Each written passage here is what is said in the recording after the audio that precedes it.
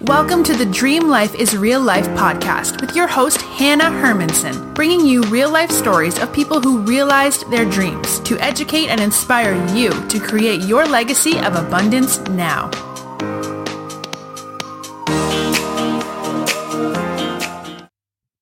You guys, today I am so excited to introduce our guest, Jules Schroeder. Ranked by Inc. magazine as one of the top 27 female entrepreneurs changing the world in 2017 and top 40 millennials to follow in 2018, Jules founded her six-figure company at 18 and her first seven-figure company at 22. She is most recently the founder of Unconventional Life, which operates a popular podcast on the Forbes on the Forbes Under 30 and online content and community hub, and biannual international business accelerators. At 28, Jules is leading a movement to empower millennials to create a life by their own design by learning from successful leaders who have left behind the 9-to-5 for a life they love. Welcome to the show, Jules. Thank you. So good to be here. Hello, everyone. Thank you for that introduction. I find introductions are always so fun because you just hear like the whole snapshot of who a person is, and it's like, well, who are they really? Yeah, and as the listener, you get to sit and bask in all the things you've accomplished and those impressive numbers. Yeah, but it's good to be here, and I can definitely, resonate a lot with your audience. And when I heard what you were doing, I was, a full yes to being here. Absolutely. Yeah. And ever since, I've started listening to your podcast and following your content, I know that your story is really powerful. And just briefly mentioned here, you started your first company at the age of 18. And here we are almost 10 years later. And I know the what or the how of, the work that you do and how you earn money has changed a lot. So can you just give listeners a little bit of the story of what you've moved through in the last 10 years as an entrepreneur as it goes as far as your business model? Yeah, absolutely. Well, the first thing I'll say is that, I've found my path to be nonlinear. And, even when I was graduating college in 2011, so, I grew up, my dad worked Wall Street in New York City, oldest of 5. And I very much had this mentality. It was just like, like a lot of us, go to school, get good grades, get a good job, get a better job. And then eventually, you die, you retire and then you die. And so, when I first got started on the path, there really weren't many examples, and even this conversation that you could have alignment and purpose and passion, and that those could be ingredients in how you earned your living or made money. Like there was no landscape for that. And I remember, when I was graduating, my dad, we fought tooth and nail. He was just couldn't believe that I wasn't going to get a conventional job. And, ironically enough, so I started my business journey going, knocking on doors. My first company was a house painting company. So when I was 18, I was in an economics class and a clipboard got passed around. It was, you want to make a bunch of money this summer, go ahead and write your name and number down. And so I did. And it turned out they were teaching college students how to have their own business. And the vehicle for that was house painting. And I was like, well, painting is not sexy. I'm not really interested in house painting. However, I wanted to learn. And so I got really good and really efficient at knocking on doors and getting random strangers to give me their name and number. And ended up booking about $150,000 worth of work in about 2 months. And, broke all these different records, and producing the paint, it was another story. I wasn't so good at that. I didn't actually paint myself. We oversprayed cars and put ladders to windows, and that was a whole another experience learning on the delivery. I'm sure a lot of people can relate with that. Selling one thing, but fulfilling the service is another piece. But from there, I realized a lot of the nuts and bolts of business, and I got asked to come back, the following year to teach other college students what I did, and ended up, teaching about 7 students and had almost 112 different people working through our network. And we did close to $700,000 that year. And so it was a cool trajectory to see the evolution. But then, I realized it was, not the end all be all. But I think the most important thing I want to say about that was really realizing, for the first time, I got to actually experience the success that I felt inside of me. And I think some of us might be able to relate to this. It's like this knowing that there's more living in you, and you look at your external circumstances, and maybe right now it's the clients that you have or the clients you wish you had, or maybe you're making $5,000 a month right now, but you want to have those, consistent $10,000 months. but it's like, for some reason, the internal isn't syncing up with the external.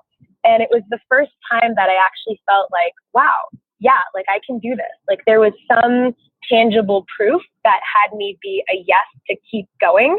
And even though it wasn't pain, obviously wasn't my end all, it still gave me that, it gave me those wins on the board to actually say, yeah, okay, if I can do this, then what's the next thing I can do?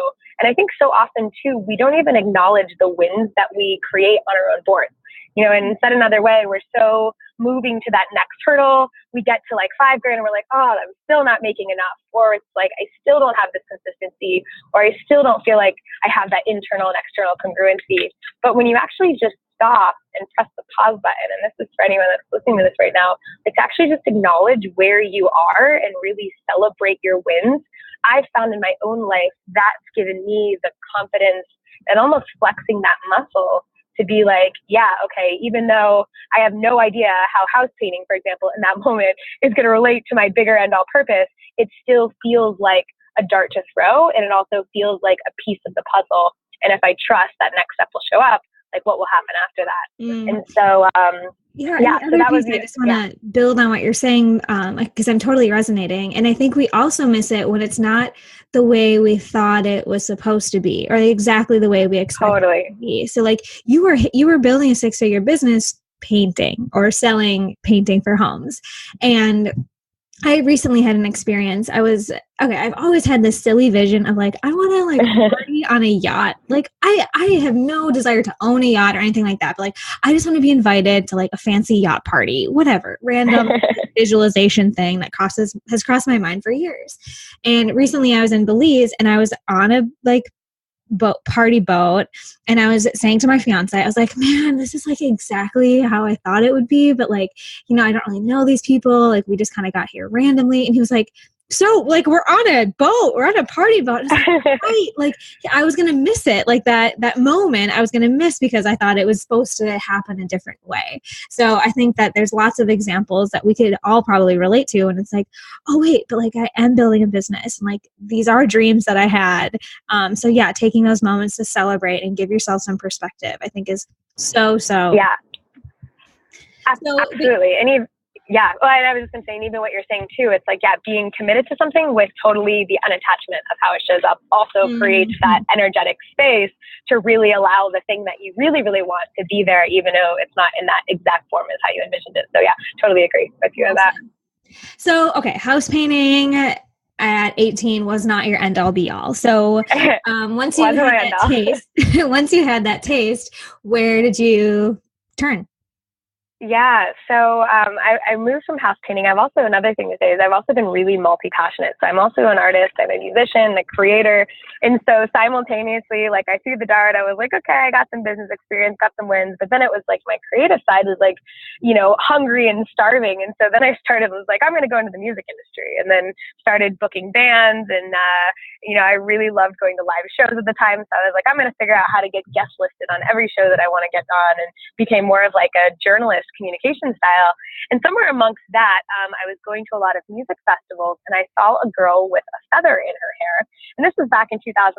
So for all my ladies listening to this, if you remember that trend of girls wearing feathers in their hair, the feather hair extensions, I was one of the first to actually start that trend out of Colorado. And so I decided to go to my local fly fishing shop, figured out you could take these long hair feathers, dye them, and it became quite popular. And so a friend of mine said, well, why don't you, instead of doing birthday parties around town in Boulder, Colorado, why don't you put that online? And I was like, I don't know anything about the internet. It was like 2011. So like, This isn't the era of like infinite podcasts speaking about online businesses and courses. It was kind of like more of a frontier. And so we were just sharing like bumper stickers on each other's Facebook walls and like emailing. Totally. Yeah, absolutely. And so I, Googled how to create a website, found like there was no Squarespace either. So I found some little like website builder in a box situation, and put up my first website. And literally, I remember the next day I woke up that morning and I had my first notification from PayPal for exactly $22.13 saying that someone had bought my feather package. A hair salon had bought feathers to sell to their client. And I was like, holy shit, you can like make money when you sleep. Like, this is like the best thing ever. And I started to realize that you could make money on the internet. And I remember I felt like I was doing such a good job. Like, I bumped our ad budget up to $5 a day and was just like, I was like going for it. But nonetheless, it became huge. And just to give some context, like, I could buy an individual feather from the fly fishing shop. You could get a package of almost 200 for $33. In high season, salons would sell one feather to clients for $25. So it was just like massive margins. And I remember my dad, I'm graduating college, here we go again. And he's like, so you're not going to get a job and you're going to sell hair feathers to salons to support yourself. And I was like, yeah. And he was just like, are you crazy? And like, this, I think, is also a relatable part is we have a vision, us as entrepreneurs, as creators, and oftentimes our friends, our family, our environment doesn't share the same vision, or it doesn't fit in their wisdom, structures. And so it's just like, I'm like, yeah, Dad, I'm not going to go get a job and I'm going to sell hair feathers on the internet. He thinks I'm like destroying my life and being totally, risky, etc. But that was the path that I had. And ironically enough, 3 months later, my dad he had a hair worked in New feather. York City. Please tell me your dad got extensions. No, he didn't get the extensions. But his boss walked in one day and had a hair feather in. And he was like, whose feather is that? And it was fly feathers. And so it was the validation of like, okay, wow, my daughter is actually onto something. And so anyways, flash forward, I had the feather business. Then I got into Amazon book publishing after that. We figured out how to make books bestsellers on Amazon in 2012. Before that was a thing, sold the algorithm, did a 7-figure launch for digital products. And then, had a 25-person team at the age of 24. And then from there, like, dealt with a business partner embezzlement, and then ended up having a crazy near-death experience years ago. And that actually switched me into this trajectory where I am now. But it's been quite a ride of a lot of different expressions, to say the least. Oh my gosh. Okay. I love this. So I've heard your story in a few different places, and this was not the story I was expecting. And, it's just so interesting when you really ask people, like, where are you coming from and how did this come to be? And today, for whatever reason, your near-death experience and the embezzlement is just a little aside to your experience. But I think it is important, to be in a place where these lessons are so near and clear to you that you had to overcome people doubting you or thinking you were crazy and just kind of follow that creativity. And it helped that you were having success and you saw the sales coming when you were 18, and the feathers were a simple business model that spread quickly. But take us a little bit into, the times when those numbers weren't so obvious, or it wasn't so like, it's working, Dad. And how for 10 years stayed committed to your path. Yeah, totally. So the entrepreneurship journey, I'm sure a lot of your listeners might already know this, but if you haven't experienced it yet, is definitely one of the biggest roller coaster rides and the longest roller coaster rides that you can embark on.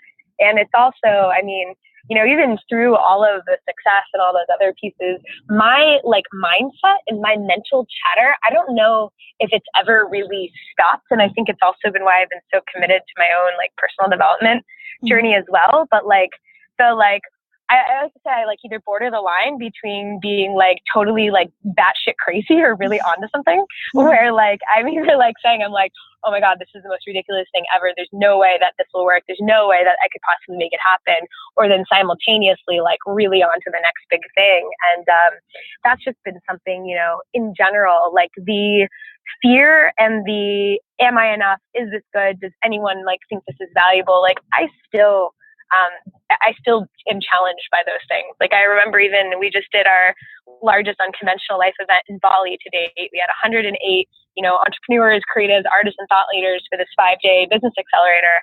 And I just remember the day before it's coming, we've oversold the event by 15 spots.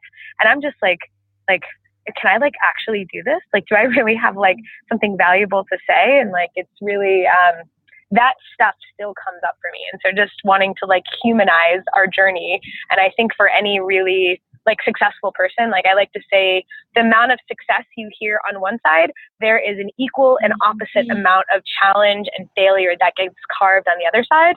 And it's directly proportionate. So like small success, small failure, bigger success, bigger failure. And I really do feel like the failure, like the low actually carves the cup for the high on the other side. And so to be specific, it was 2014, one of these moments, and I was 8 months into dealing with an embezzlement. So I had a business partner embezzle $200,000 worth of debt. I went into debt overnight, was dating my other business partner, simultaneously had been going through like a string of physical health problems. I had 6 concussions. I was having brain fogs every day.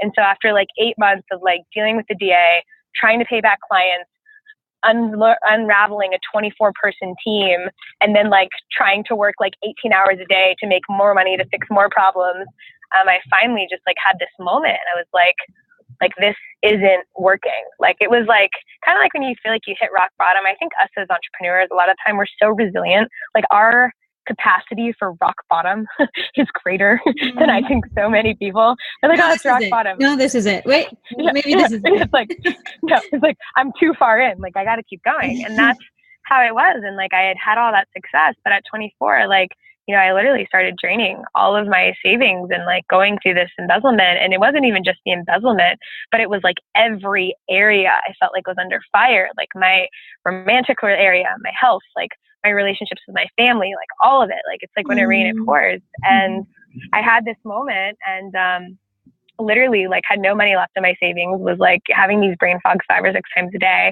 And I just remember like actually picking up the phone and doing what any 24-year-old would do. And I like actually called my dad, and I was like, Dad, like I don't know what to do. Like I actually I feel like I had so much pride. I was like, I don't know how to get out of this. And I had never asked my dad for help before. 1, because I really valued being independent so much. And 2, I also just was like, had all that success that it kind of went to like I can't go, like it almost felt like it was beneath me at the time for some reason. And anyways, so I did. And to actually be able to like give myself space, my dad was like, well, what if, we gave you a loan and you had terms and you paid it back? And what if you actually, instead of doing more, what if you paused and just did less and actually took the time to heal, to create some space and to feel?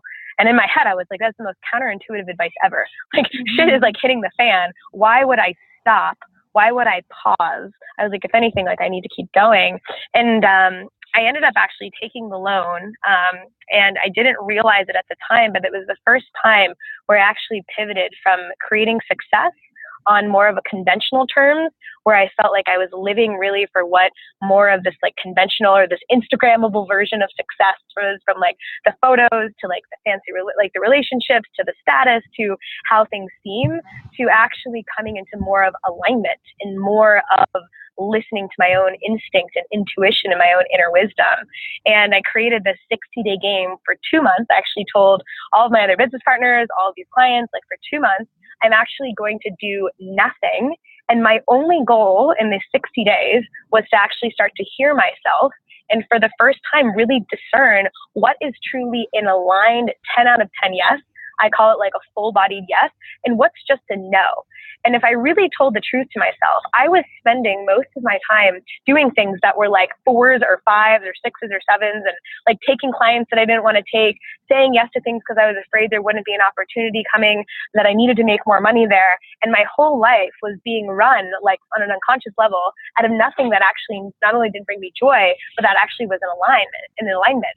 And so by actually saying no, it gave me the space to start to hear that full-bodied yes. And for those hearing this, I mean, you guys could even try this out for a week of like just actually creating, that full-bodied yes. I call it like I don't know if I can swear, so I'll just call it the hell yes. The hell yes, for example, it's that instinct when someone's like, hey, you want to come on an all-expense paid trip to Mexico? And you don't even think about it. Your whole body is like so enrolled on the yes. And then, someone's like, oh, you want to come on an all-expense paid trip to Mexico? It has to be in these days. You're going to need to buy your flights. You're going to do this. And then that full-bodied yes kind of comes like a contraction. And then you're like, I'm not so sure. Or our partner's like, hey, babe, can you help me with this chore this weekend? Or do you want to go to this party? we say yes to all these things we think we should. And so as an experiment, if you just start to notice where are your yeses coming from and what's actually truly a 10 versus what's a 6 or what's a 7, I found when you actually say no, you start then building a muscle that basically says, from an alignment perspective, yeah, I'm actually going to be a no to these other things. And when you work that alignment muscle, what starts to show up is more aligned 10s rather than a whole plethora and seas of like 6s and 7s. And so that was a huge turning point for me in my journey and really what I live my life by, consistently since. And it's such a simple concept, but I can't even tell you, like even, in South Africa, maybe about 8 months ago, still I'm like hosted our Unconventional Life event on a safari, staying in this gorgeous beach villa in Cape Town. From the outside, it looks like I'm living my 10. And then I checked in with myself, listed everything I'm doing in my life. And once again, only 2 things that were like an 11 was like CrossFit and performing and speaking, yet I'm only doing them 10% of my time. And I'm like living for this one day, someday life of being happy. Yet if I really tell the truth to what is actually happening in the moment now, it's actually vastly different. And so the nuances of those 2 things, really creating a space for a no such that you can find that full bodied yes, and then really telling the truth on like all the stuff you're doing in your life, give it a rank on a 1 to 10. Where does it land? And then by proxy of saying no, you actually start to get to build that muscle for those aligned 10s. So. The alignment muscle. I have a feeling, Jules, that someone is hearing this at the exact right time because often, and like totally for me too, like you just gave, even at every level of quote unquote success, we have to check in because even as entrepreneurs, I find myself and clients, we get out of the 9 to 5. Okay, you can quit your job, you can earn money online. We know that.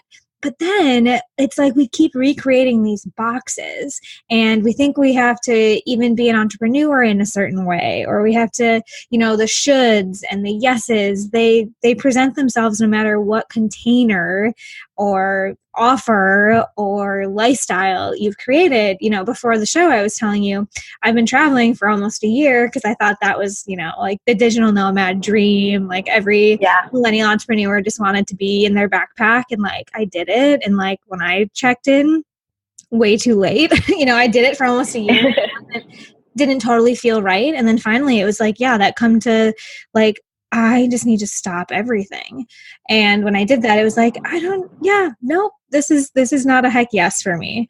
So I think that we need to be way more honest and transparent. You don't need to go gram about it. But as entrepreneurs, like, is this actually your dream life? Like, what compromises are you making, and what do you need to stop, and where are the number 10s for you? So thank you. I think that is so important for a lot of people to hear right now. Yeah, absolutely. And I think it also comes down to like, a lot of times when you listen to podcasts or when I listen to podcasts, there's like something we're either wanting, whether it's like, maybe you're listening to this right now and it's like wanting this or certain type of inspiration or wanting a permission or wanting whatever it is. But I like have found in my own life when I don't slow down to like, okay, what's happening in this moment? Like, where's my breath?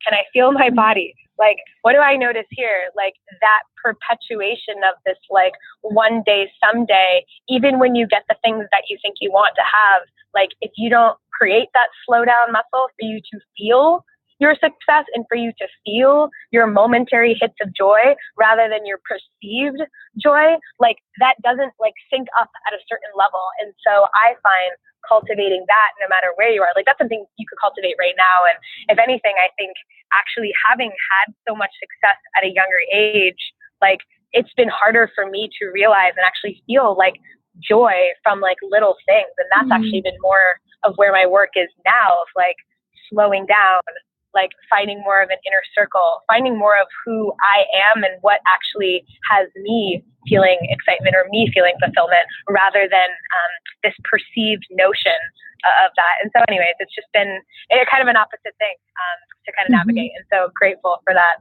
lesson as well. Yeah, what a wise dad. How about you just do nothing? How about you just heal? Totally. Yeah. Awesome. So I think that is huge. And I hope people are, definitely hearing that loud and clear, that this sort of adrenaline fatigue or this success addiction, it's only going to become louder. Like you said, like the more success you have and the longer you are an entrepreneur, the little things become less and less appreciated, just kind of as a byproduct of like being on to the next thing and do more and I can help more people. But yes, like right now, figure out a way to add those pauses into your everyday, because otherwise we will miss so much of it. So you didn't just take 60 days. I mean, the 60 days did something for you, and you've, returned to this, 10, this alignment muscle, asking yourself, what's a heck yes in my life right now? But you have been finding things. And I know right now your business model has lots of components. And a question I often get from people is like, okay, look, I know I can be an entrepreneur. I know I can earn money online, but I want to scale in a way that feels good. And so I'm curious what your experience has been with that. I think it's go for it. Oh, yeah. Okay. Oh no, gosh, yeah. Like adding, like the scalability thing is such an interesting question because so like where I've been the last few years, we've been talking about this before we started. I was writing for Forbes for a while. Ended up launching, the Unconventional Life podcast. Had literally no blogging experience when I started. I remember like being in Iceland outside of the hot springs, hitting send on my first ever podcast and blog post, like literally having my then boyfriend copywriter review everything because I couldn't spell. My grammar was totally terrible. And I was just like, I don't know how this is happening. One of those like, oh shit moments. But from there, it grew, and Unconventional Life became like a top ranked podcast. We've reached millions of different people in over 75 different countries. And about 8 months after that, I ended up having this crazy dream, like a literal dream, where I was creating all this content and I had no idea why. And I think there's something important like to highlight, and coming back to this alignment muscle, how I operate in business and how I make decisions is literally I wait to get downloads. I wait to get pings.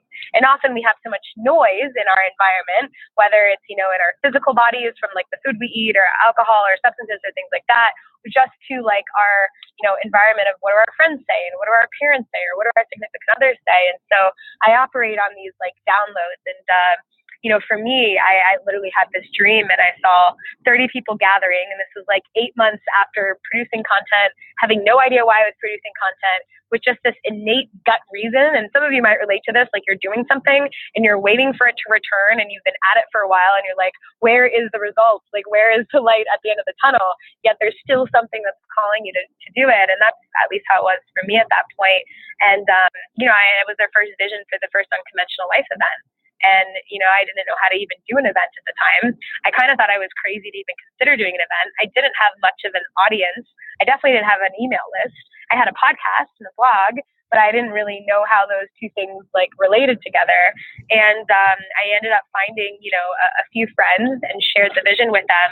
And lo and behold, we created our first event, which we sold out in about 7 weeks. And these Unconventional Life events were born. And since then, we've done like 6 different events. And Inc.'s ranked us as the top event for entrepreneurs to attend. And it's been this whole thing. But through the process of that, like each step of the way, I keep asking myself, and even like we just did our largest event yet in Bali. And it's like, from a conventional perspective, it's like do more events, scale, add more people, add this offering, add that. Yet when I keep checking in with myself, it's like this thing wants to stay small. And not only that, my same drive to just like put myself on public stage and like be available for the masses. Like if I tell the truth, I'm actually pretty introverted and I prefer quiet and stillness. And I don't like to be on that much, even though like all of my friends are like, you have this huge community and like, why don't you, scale it in this way? But it's like, that doesn't actually work for me, even though that's the model. And this is, I think, a really important point is that there's so many models that people are sharing all the time. But if those models aren't the models for you, then it just doesn't work. And I think this comes to scalability as well. And so ironically enough, we did this event, and instead of doing 2 huge events this year, like we've got an event for only 30 people in Patagonia, which will be our May event. We've got a larger one coming up in Madagascar in November. It's just like, I decided I wanted to take 7 people on a 9-month journey with me. And so I decided for the first time ever to launch a 9-month immersive mastermind program. And I even said to myself, I'm like, 9 months, that's a ton of time to work with people. But I don't actually like the turnover of different coaching clients. I don't like the turnover of new people and energy coming into my space all the time. So when I got clear on what I really wanted, I put that out there. And then I sold, that program, and that ended up being a $200,000 offering. That got sold literally in a matter of like 8 days because I've built this community. And so it's like literally once you have a certain community and you have a certain alignment with it, like scaling doesn't have to look like one trajectory. Like it's like, boom, there's another big income stream that just got added to my business, but it got added in a way that actually like is aligned and actually matches my values more. And I think this is, often I see so many people, even people that I work with, when they're trying to put together their offerings, they're looking at finding their avatar and interviewing them and understanding what they want, and then they release a thing. I almost say, get really clear on you, get really clear on what feels good in you. And not only that, like even the delivery of that, like I was like, I only want to coach people once a month. I don't want to coach people 4 times a month. So they only get one one-on-one call. And then there's like 2 group calls. Like getting really clear on that. And then when that 10 out of 10 alignment is present in you, that's when you sell at offers. And I haven't even allowed people to register into our upcoming events, even though I have so many people that want to pay and register. It hasn't felt aligned for me to announce it yet. Totally backwards business strategy from a conventional perspective. But I know that when I fully announce those events open for registration, for example, that that alignment will be present in me in such that it will create that alignment out there, in such that it will make that offer sell out, but only at that exact time. And that's the other component in this as well. And scaling is there's no urgency. And I know it can feel like you want to make things happen as of yesterday, but when you really tune into that perfect time and not a moment too soon, and how I feel that in my own system is when I get it's like when a vision isn't totally clear, you have the nuts and bolts and pieces of the vision, but something feels missing. Often we force ourselves into making decisions or just to set a launch date and just to make it happen or just to hit this goal because that's what we should do. But if you organically let your own compass dictate that, and then you launch that thing at just that moment, I find it actually leads more of its own agenda. That intelligence leads more of its own agenda. And so that's just a way that I live my life and how I view scaling and diversifying. And the last piece I want to say on it is the power of building a really great fishing pond. I've spent so much time having Unconventional Life be like my baby. I wanted to start this whole thing because I wanted to tell more stories like you do on this podcast of more people that were following non-traditional paths and doing stuff differently. Because when I was in 2011 and graduating with the feathers and my dad, there was nobody to follow. There was nobody's stories that I could say, well, that person did it, so therefore I can do it. And so that became my goal, was to create this massive fishing pond called my Unconventional Life community of value, and create these podcasts and not do sponsorships and not do a bunch of affiliate offers and not do a bunch of advertising, and then slowly check in each step of the way, such that I could keep building as I've gone. And so just another piece to add in there as well is that I do think your own internal compass, that own intelligence that we hear in our stuff, whether you call it intuition or instinct, it does have a lot of innate value, and we all have a different compass. And so the more you get to know your own unique operating system, the more you'll find what that scalability or diversification looks like for you. And then ultimately, the more success you'll have, on a quantum scale, you can jump timelines because you are using alignment as your launch pad. Yeah, we're not going to find the blueprint in a book or in another webinar. And I think that a lot of marketing by business coaches and authors has taught us as entrepreneurs. It's okay, now I have to write the book. Okay, now I have to speak. Now I have to monetize my Instagram. Like there's this step-by-step thing. And I think because so many people have had success doing that and they want to turn around and say, oh, this is how I did it. We think that we just need to follow the leader, when really we need to follow our own intuition. So look for those downloads in your life. Slow down enough so that you can see the vision of what you are supposed to be doing. Because something that I wanted to call out about what you just talked to us about, is that it wasn't about a number, right? Okay, I need to make 200 grand this month, and now I'm going to backwards engineer it, right? That really heady way of solving business questions, but rather just like, no, like I need to do stuff that feels good because that's the only thing that's going to have longevity for me. So look inside, slow down, same principles, said a different way, but so powerful. Yeah, totally. And, on the last piece of like feeling, like I think so much of us are in the game of, and I don't know if this is true for you as well, but just being transformative facilitators. Like we just want to facilitate transformation, whether it's in podcasts or whether it's with your coaching clients or whether it's, like transformation, also like impact as well.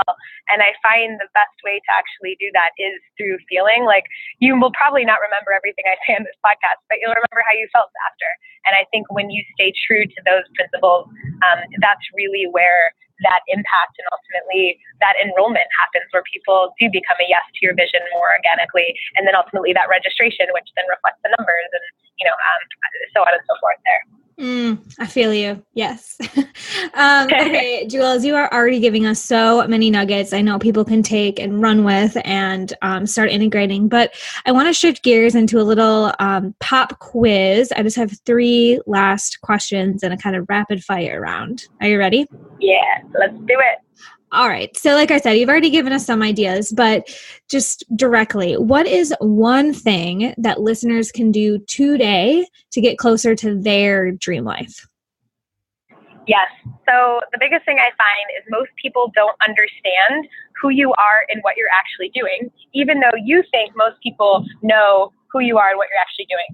So I would literally interview 5 people that are in your network. You can even put this up on Facebook and just literally ask, when you think of me, what are the words that come to mind? Or who do you think I am? And if someone's like, I think you're a coach that kind of helps people with their path and their purpose, like that doesn't keep you top of mind. So getting very specific and very known, such as like I'm a coach that helps people go from success to stress, for example, very concrete. Getting really known in that way makes a massive difference, so that when people are looking for someone, they're like, oh, do you know someone that can help with this? Boom, you instantly become top of mind. So interview 5 people, ask them when they think of you what comes to mind, and literally see if you can sync up with who you are, with what you are being perceived out there. And it makes a massive difference in terms of the amount of exposure that you get. Yes. What do you think of when you think of me? Super powerful. Second question is, what is a tangible resource? Like if you could give a gift to every listener, what would it be? Great question. So I would say, oh man, there's so many things here. For some reason, the book, The War of Art, have you read it before? No, I haven't even heard of it. Tell us more. Okay, so The War of Art, I would read that book. It basically talks about every creator's journey and the relationship to resistance. It's massively powerful, especially when you have something that's being burst through you, which my hunch is if you're listening to this, you're not just like following like a certain path and executing, you're actually allowing your vision to come through you. So when you're working with those nuances of your own creativity, understanding how resistance lives, understanding how action lives, like it really blew my lid off a few years ago, and I still go back to it in terms of giving me that context for being with this process, because it's a new process us as millennials are pioneering. Even if you're not a millennial, like it's a new era of creating in a certain way, in this like more unconventional way. So that book, I feel like, really gives some practical context and helpfulness in that journey. Awesome. If only I had that book when I was graduating college and trying to explain to my dad what I was doing. Totally. But like you said, it's that roller coaster and like having those tools to come up. Yeah. Okay. Amazing. I have it written down. I won't take us on that tangent right now. Well, Jules, the last question is, where can people stay connected with you and learn more about what you're doing and maybe even listen to your music? So if you love podcasts, which I imagine you do if you're listening to this podcast, you can search Unconventional Life in iTunes. We've got almost 200 different episodes of, we interview professional athletes to high-profile entrepreneurs to Grammy Award-winning musicians to a whole genre of how people follow their own non-traditional paths. So you can check it out there. Also, if you're someone that is craving for community and you feel like a lone wolf or not everyone totally gets you, welcome home. That is very much the Unconventional Life community, especially people that have hit a certain level of success and are really looking to incorporate more of success beyond just career, but also relationships and purpose and alignment and all those other things. So we do these 5-day events in exotic places all over the world. Like I said, this year we've got Patagonia coming up in March, and Madagascar coming up in November. Patagonia is in May. So if you want to learn more about our business accelerators and just more about like getting some in-time, real-time person connection, you can check that out. And our website's unconventionallifeshow.com. And then lastly, as I said, I'm an artist. And so what I'm doing with the music piece of my journey is really taking these concepts. Like I found one of the fastest ways to impact people for me is as soon as I start strumming my ukulele and singing. And so for me, my music, I make up full songs on the fly, like literally channel full spoken word pieces. It's just transmission coming through. And so if, you're looking for inspiration in that way and just like, some conscious music, you can check out JulesSchroeder.com. I have 2 new albums that are on their way out this year, and would love to stay connected and involved. And especially if you're someone that's following this path, whether you call it the unconventional path or really like creating your own dream life, like we are exceptions to the rules right now. And in a lot of ways, it's the wild, wild west out here. And we are like actively, when I think about our kids or our kids, like we're paving the way in real time. And there's no manual for it. And so I just want to acknowledge each one of you for like, if you've made it this far in this episode, just to acknowledge yourself, because it really takes something to show up and to like do the work. And it's way easier to not do the work. And the fact that you are doing it, it's massive and not going unnoticed. And so just acknowledging that as well. And feel free to reach out if something about this connects with you. Check us out. And, it's great to be here with all of you. A beautiful life, an unconventional life, a dream life. Yeah. Thank you so much, Jules. I know folks will be excited to check out everything that you're up to and definitely get connected with you. So friends, yes, we're going to wrap up this episode, but we'll be back next week with another inspiring guest that will help you make your dream life your real life.